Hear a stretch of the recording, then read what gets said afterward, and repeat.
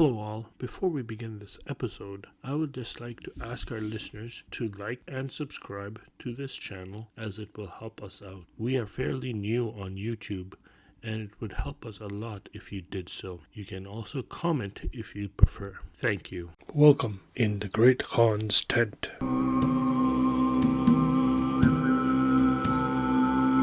History, literature, and storytelling.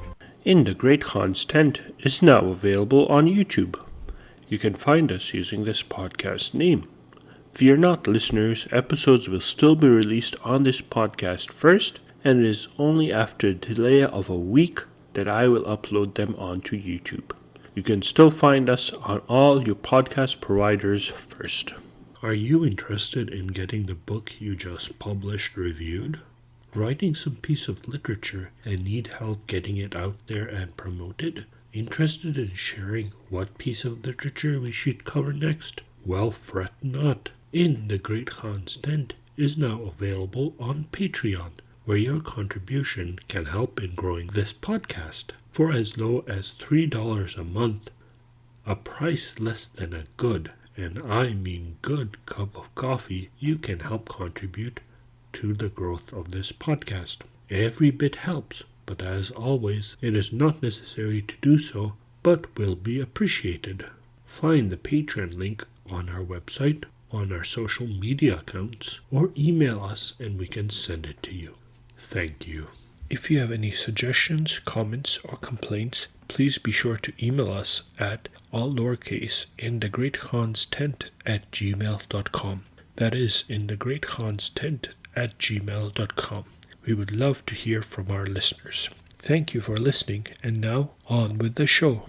In this episode, we continue the story of Nur-ed-din Ali and his son, and of Shams-ud-din Mohammad and his daughter. We see here for the first time actual geographical destinations that do correspond in actuality to the location where Nur-ed-din begins his journey in Cairo, going to Bilbais, Jerusalem, Aleppo, and finally ending in Basra. We also have mention of a town in Egypt, Kalyub or Qalyub, as Nur-ed-din tries to throw off his scent as his brother might try to follow him. References here are also made on how people perceive travelers during this time, such as the interaction between the Vizier of Basra and Nur-ed-din, and how they have to concoct a story in order to adopt those coming from outside of their known environs. Lastly, the special episode that was supposed to be out today will be delayed to our next upload due to some unforeseen circumstances. We apologize.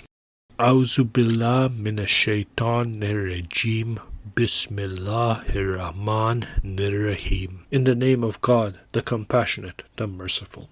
Praise be to God, the Beneficent King, the Creator of the universe, who has raised the heavens without pillars and spread out the earth as a bed. And blessings and peace be upon the Lord of Apostles, our Lord and Master Muhammad, Sallallahu and his family.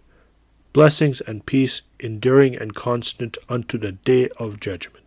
Of a verity, the doings of the ancients become a lesson to those that follow after, so that men look upon the admonitory events that have happened to others and take warning, and come to the knowledge of what befell bygone peoples and are restrained thereby. So glory be to him who hath appointed the things that have been done aforetime for an example to those that have come after. And of these admonitory instances are the histories called the 1001 Nights, with all their store of illustrious fables and relations. Scheherazade continued.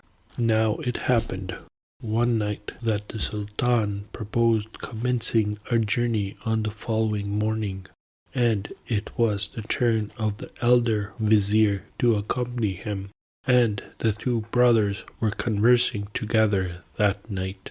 The elder said, O my brother, it is my wish that we should both marry on one night. Do, O my brother, as thou desirest, for I agree to your suggestion, answered the younger, and I will comply with that which thou shalt say. So they agreed to do this. The elder then said to his brother, "If Allah so decree that we obtain the betrothal of two maidens, and accomplish our marriage on the same night, and consummate the marriage the same night, and they give birth to children on the same day, and Allah will that thy wife have a son, and my wife have a daughter, we will marry them to each other, for they will be cousins." "And what, O my brother," said Nur-ed-din, "wilt thou require of my son as the dowry of thy daughter?" He answered, "I will require of thy son as the dowry of my daughter 3,000 dinars, and 3 gardens, 3 orchards, and 3 farms, and 3 estates. On no other terms will the marriage contract be valid. For if the young man make any other contract than this, it will not be proper." But when Nur-ed-din heard this proposal, he exclaimed, "What is this dowry that thou imposest upon my son? Doth thou not know that we are 2 brothers, and that we are both viziers of one dignity? And if there must be one, then it should be fixed at something that will merely show people that a payment has been made. It were incumbent on thee to offer thy daughter to my son as a free gift, without any dowry, for thou knowest that the male is more honourable than the female, and my child is a male, and by him shall our memory be preserved, not by thy daughter." "What sayest thou of her?" asked his brother. "That our memory will not be preserved by her among the nobles," answered Nur-ed-din. "But thou desirest," added he, "to act with me according to the opinion of him who saith, if thou desire to drive away a person who would buy, demand of him a high price." And added, "You want to deal with me like the man in the story who approached one of his friends to ask for something." "I swear by the name of Allah," said his friend, "that I shall do what you ask, but tomorrow." In reply the other recited, "If favors are put off until next day, for those who know, that is rejection." "I see thee," replied Shams-ud-din, "to have committed a fault in making thy son more honourable than my daughter. Thou art doubtless deficient in judgment. It is clear that you lack intelligence and have no manners, and destitute of good disposition, seeing that thou mentionest the partnership in the office of the Vizier, when I admitted thee not to share it with me, excepting in my pity for thee, and that thou mightest assist me. You talk about our shared vizierate, but I only let you share out of pity for you, so that you might help me as an assistant, and I might not cause you disappointment.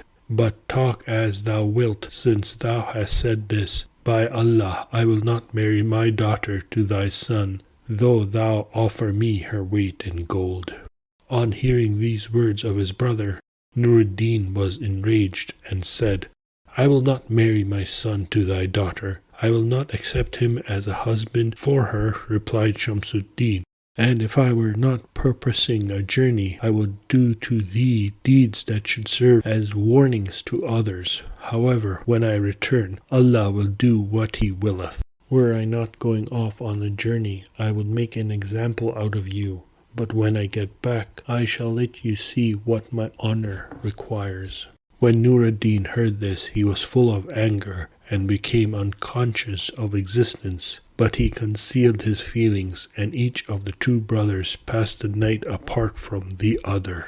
And in the morning the Sultan set out on his journey and crossed over to the island, proceeded towards the pyramids, accompanied by the Vizier Shams-ud-din. Nur-ed-din passed the night in a state of the utmost rage, and when the morning came, he arose, and having performed the morning prayers, went to his closet and took out from it a pair of small saddlebags, which he filled with gold.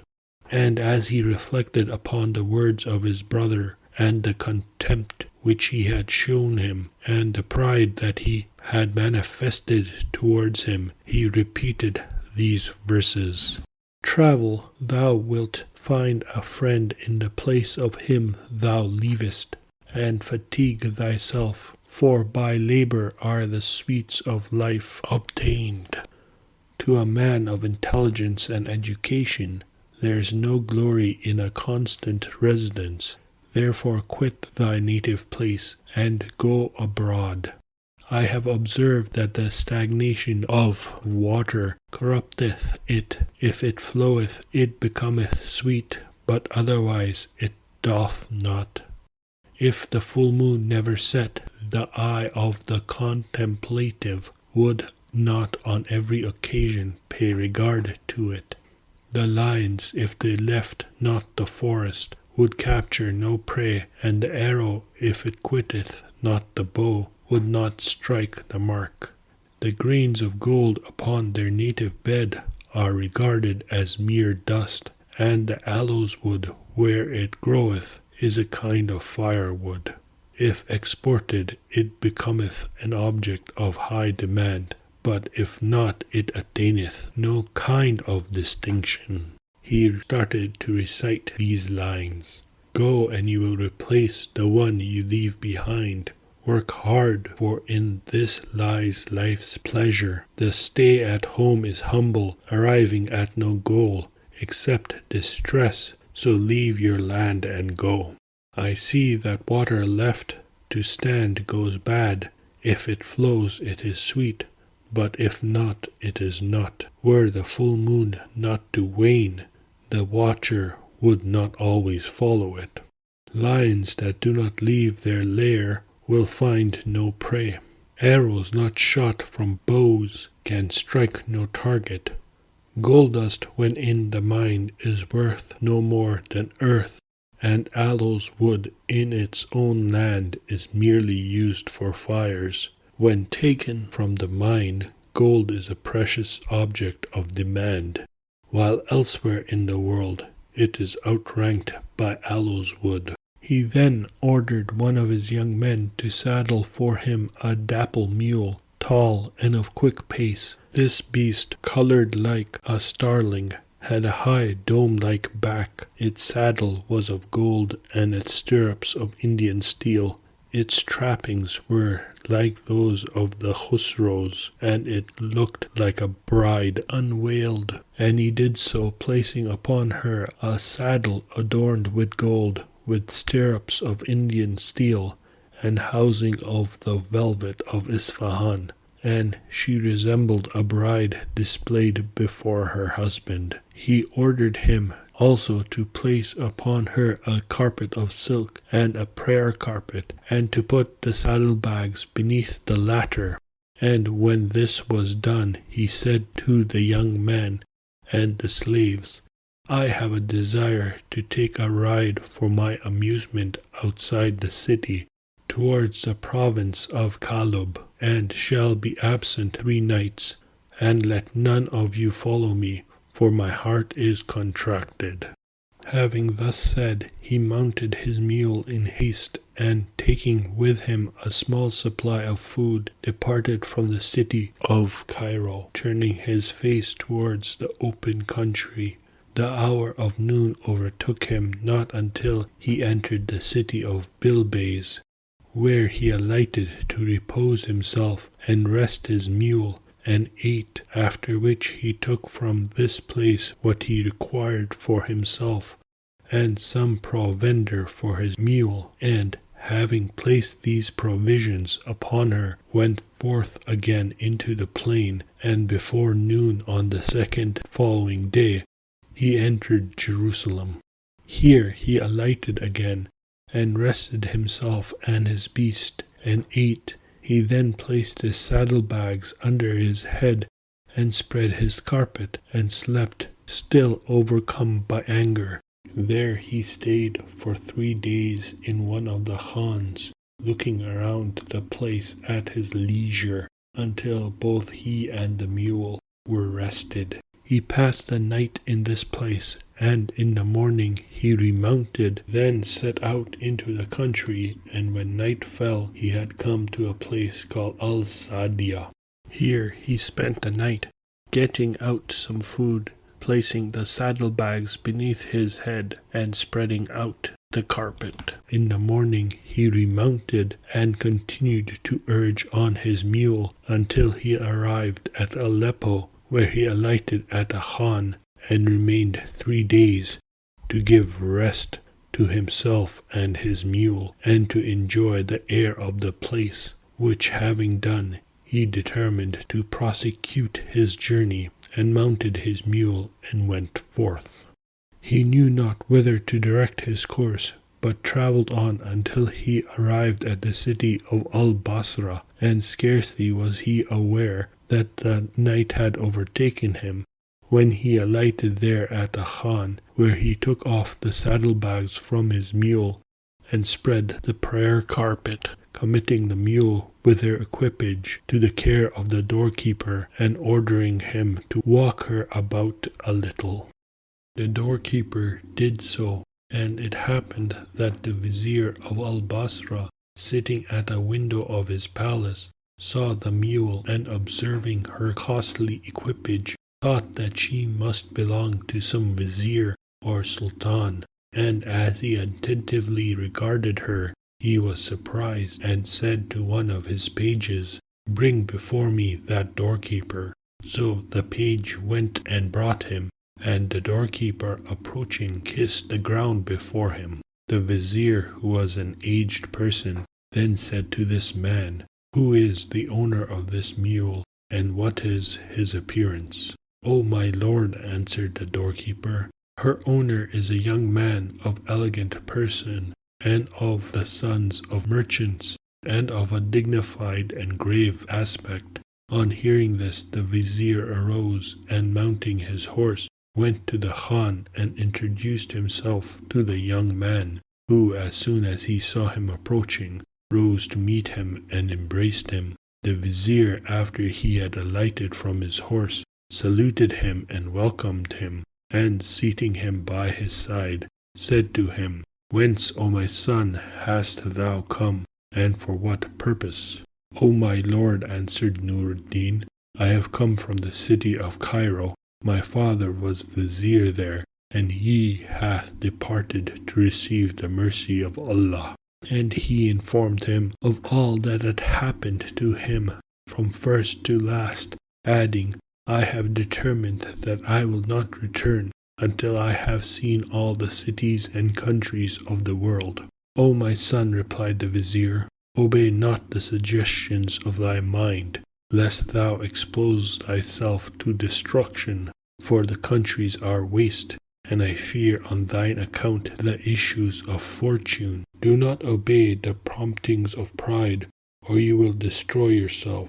The lands are desolate, and I am afraid lest time bring misfortunes on you." So saying, he ordered that the saddlebags should be placed again on the mule, together with the carpet of silk and the prayer carpet, and took Nur-ed-din with him to his house, where he lodged him in an elegant apartment, and treated him with honor and kindness, and conceiving a strong affection for him, said to him, "O my son, I have become an old man, and I have no male children. Allah, however, hath blessed me with a daughter who resembleth thee in comeliness, and who is your match in beauty, and I have rejected many persons who have been her suitors, but now love for thee hath entered my heart. Wilt thou then take my daughter as thy handmaid to serve thee, and be her husband? If thou consent to this,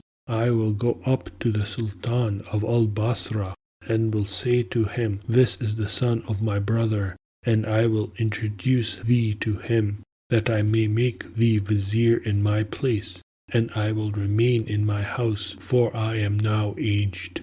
Nur-ed-din, on hearing this proposal of the vizier of Al-Basra, hung down his head, and then answered, "I hear and obey." The vizier rejoiced at his assent, and ordered his servants to prepare for him a repast, and to decorate the great saloon which was furnished for the reception of the chiefs of the emirs. And he told his servants to set out food and to decorate the main reception hall where the wedding of the emirs were held. He then called together his friends and invited the great officers of the state and the merchants of Basra. And when they had come into his presence, he said to them, I had a brother who was a vizier in the land of Egypt, and Allah blessed him with 2 sons. And me, as ye know, he hath blessed with a daughter. Now my brother enjoined me to marry my daughter to one of his sons, and I consented to do so. And when she attained a fit age for marriage, he sent to me one of his sons, who is this young man here present. As soon therefore as he had come, I desired to perform the marriage contract between him and my daughter, and that he should introduce himself to her here in my house. Now that he has arrived, I want to draw up the marriage contract between him and my daughter, that the marriage may be consummated here, for he has a greater right to her hand than a stranger.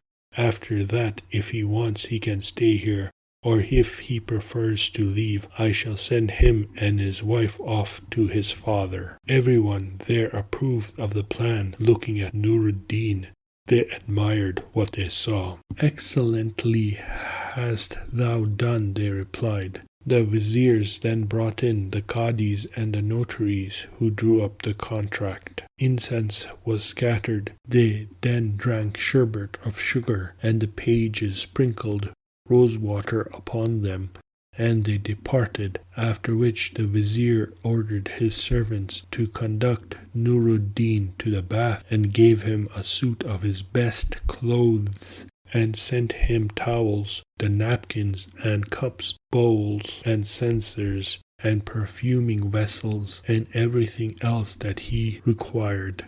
So when he came out from the bath, he put on a suit of clothes, and appeared like the full moon when it was full on the 14th night.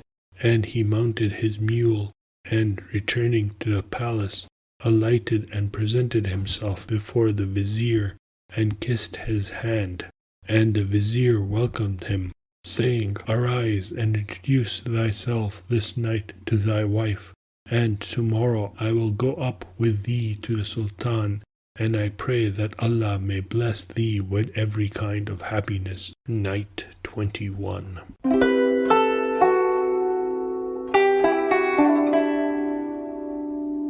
Morning now dawned, and Scheherazade broke off from what she had been allowed to say. Then, when it was the 21st night, she continued, I have heard, O auspicious Shahanshah, that the vizier got up to greet him, saying, Go in to your wife tonight, and tomorrow I will take you to the Sultan. I hope that Allah will grant you every blessing. Nur-ed-din then did as the vizier said. Nur-ed-din therefore arose and went to his wife, the daughter of the vizier. Thus did it happen to Nur-ed-din. So much for him.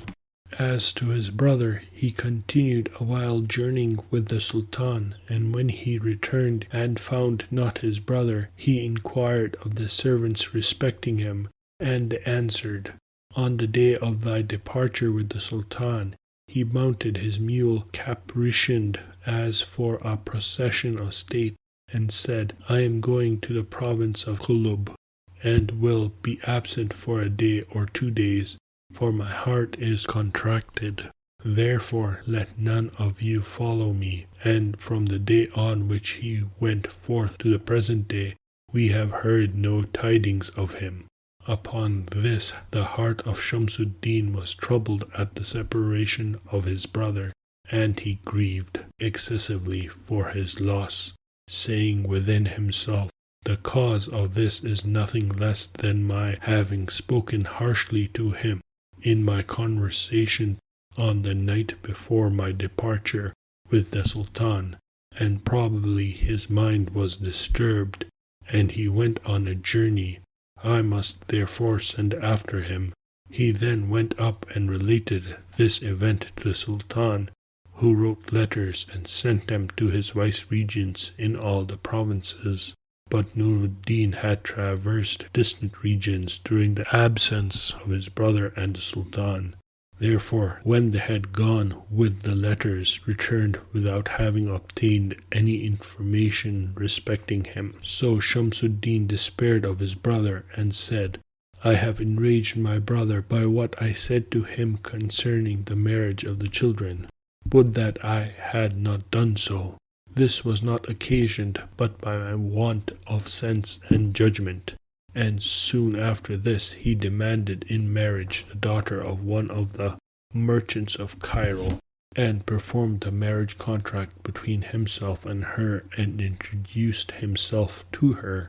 And it happened that the night when this event took place was the same night on which Nur-ed-din introduced himself to his wife, the daughter of the Vizier of Basra, this being in accordance with the will of Allah, whose name be exalted, that he might execute his decree upon his creatures.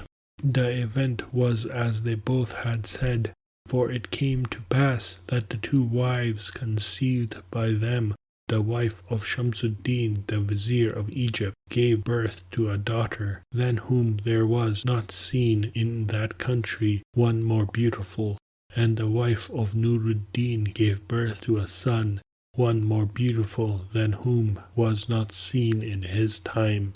As the poet hath said, if beauty came to be compared with him, it would hang down its head in shame. Or if it were said, O beauty, hast thou seen the like? It would answer, the equal of this I have not. He was, as the poet described, a slender youth, whose hair and whose forehead leave mankind to enjoy both dark and light. Find no fault with the mole upon his cheek. Every corn poppy has its own black spot. Another poet has produced these lines. If beauty comes to be measured against him, it must hang down its head in shame. Asked, have you ever seen a sight like this? It answers, no, I haven't. Nur-ed-din named his son Badr al-Din Hassan, and his grandfather was overjoyed at his birth, and gave banquets and feasts worthy of the sons of sultans.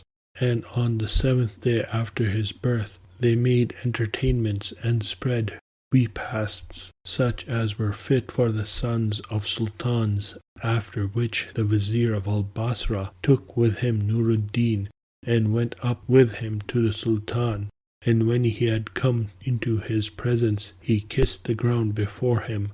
And Nur-ed-din, being eloquent in tongue and firm of heart, and comely in person and in actions, as he was courageous, handsome, and generous, recited these words of the poet. This is he whose justice extendeth to all men, and who hath overrun and subdued every region. Be thankful for his benefits, for they are not mere benefits, but they are the strings of jewels on the necks of his people. And kiss his fingers, for they are not mere fingers, but they are the keys of the supplies of providence. He had recited, My Lord, may your prosperity endure, and may you live while dark and dawn remain. When men talk of your high-mindedness, time itself dances as it clasps its hands. The Sultan treated them both with honor, and having thanked Nur-ed-din for his address, said to his Vizier, Who is this young man? The Vizier therefore related to him his story from beginning to end, and added, This is the son of my brother. How is it, said the Sultan, that he is the son of thy brother, and we have not before heard of him? The Vizier answered, O our lord the Sultan, I had a brother who was Vizier in the land of Egypt, and he died, leaving 2 sons. The elder succeeded to his father's office as Vizier, And this younger son came to me, and I swore that I would not marry my daughter to any but him. So when he came, I married him to her. He is a young man, and I am now aged. My hearing is impaired, and my judgment faileth. It is my wish, therefore, that our lord the Sultan would instate him in my office, seeing that he is the son of my brother, and the husband of my daughter, and a person worthy of the dignity of Vizier, for he is endowed with knowledge and judgment. The Sultan found what he saw of Nur-ed-din to be to his taste. The Sultan, upon this, looked towards him, and, being pleased with him, approved of the advice of the Vizier that he should promote him to that office. So he bestowed it upon him, and ordered that a magnificent dress of honor should be given to him, and one of the best of the mules upon which he was accustomed to ride, allotting him also supplies and salaries. And Nur-ed-din kissed the hand of the Sultan, and descended with his father-in-law to their house, both in high delight, and saying, "Verily the birth of this child is fortune." On the following day Nur-ed-din went again to the Sultan, and kissed the ground, and recited, "Happiness is renewed on every day, together with good fortune, confounding envious schemes. May the white of your days not cease, while the days of your enemies are black." And the Sultan ordered him to sit in the place of the Vizier. So he sat and occupied himself with the affairs of his office, and examining the cases of the people, and their suits, according to the custom of the Viziers. And the Sultan, observing him, was surprised at his conduct, and the acuteness of his understanding, and his good judgment. He attentively considered his qualities, and loved him, and advanced him in his favor. And when the court was dissolved, Nur-ed-din returned to his house, and related what had passed to his father-in-law, who was rejoiced at hearing it. The old Vizier ceased not to superintend the rearing of the child, who was named Hassan, for many days, while Nur-ed-din was constantly occupied with the affairs of his office, so that he left not the Sultan by day or by night.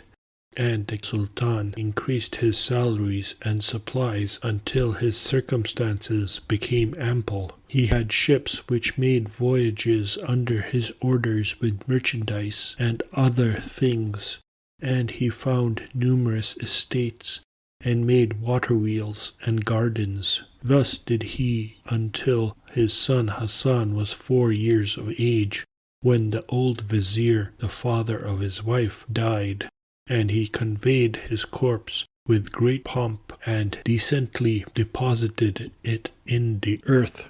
He then turned his thoughts towards the education of his son, and when the child had attained strength, he brought him a tutor to teach him in his own house, charging him to instruct him and educate him well. And the tutor did so, and taught him various useful sciences, after he had passed some years in learning the Quran. The tutor taught Hassan to read, and made him commit to heart many useful branches of learning, as well as getting him to memorize the Quran over a period of years. Hassan meanwhile increased in loveliness and beauty and elegance of person.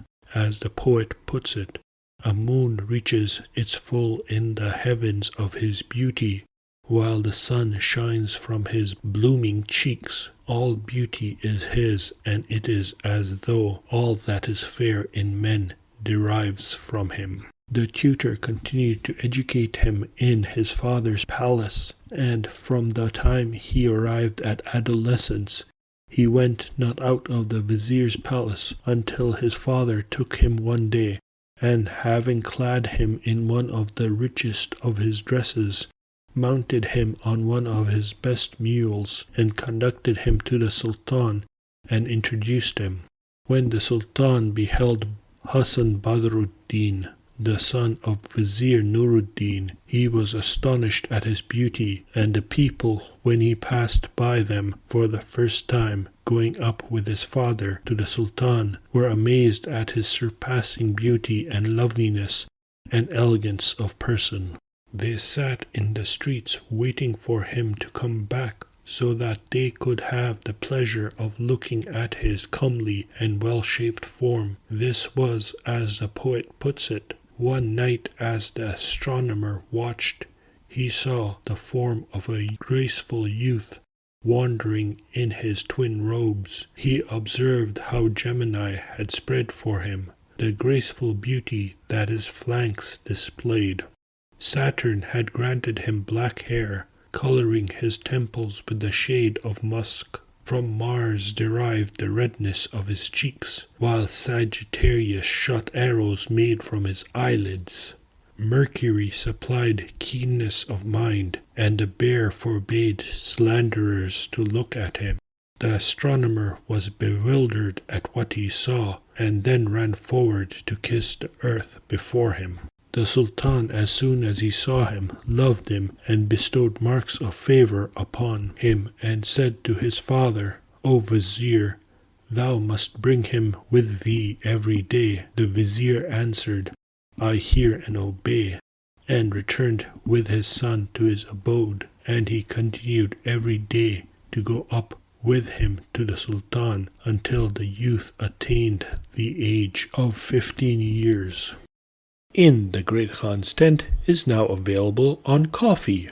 If you are interested in supporting this podcast, please click on the link available on our many social media platforms or email us. Why not donate to our Ko-fi to show your appreciation? Every bit helps, and we thank you for your continued support. We love that our listeners love listening to us. Welcome to the vocabulary section for episode 15. First, let us look at some of the terms that were used in this episode. Kalyub, Qalyub, a city-town in Lower Egypt, a commercial center for a significant agricultural region. Hassan, Arabic name meaning good-looking or handsome. Badruddin, Arabic name meaning full moon of faith. Al-Sadia, neighborhood in the Al-Rashid district of southwestern Baghdad, Iraq. Bilbais, ancient fortress city on the eastern edge of the southern Nile Delta in Egypt. Now, let us look at the vocabulary used in this episode. Betrothal, a mutual promise or contract for a future marriage. Dowry, money, goods, or estate that a woman brings to her husband in marriage. Equipage, material or articles used in equipment or trappings. Caparisoned, an ornamental covering for a horse, or a decorative trapping and harness, or rich clothing. Contracted, to bring on oneself, especially inadvertently, to become affected with, or to establish or undertake by contract. Keenness, intellectually alert or having or characteristic of a quick, penetrating mind, extremely sensitive in perception, or sharply contested. Khan, a caravanserai or rest house in some Asian countries. This episode has been written, edited, and produced by Saf Beg. Thank you for listening. I hope you have a wonderful day and or night, and may the journeys on which you are set upon be fruitful. Thank you for listening.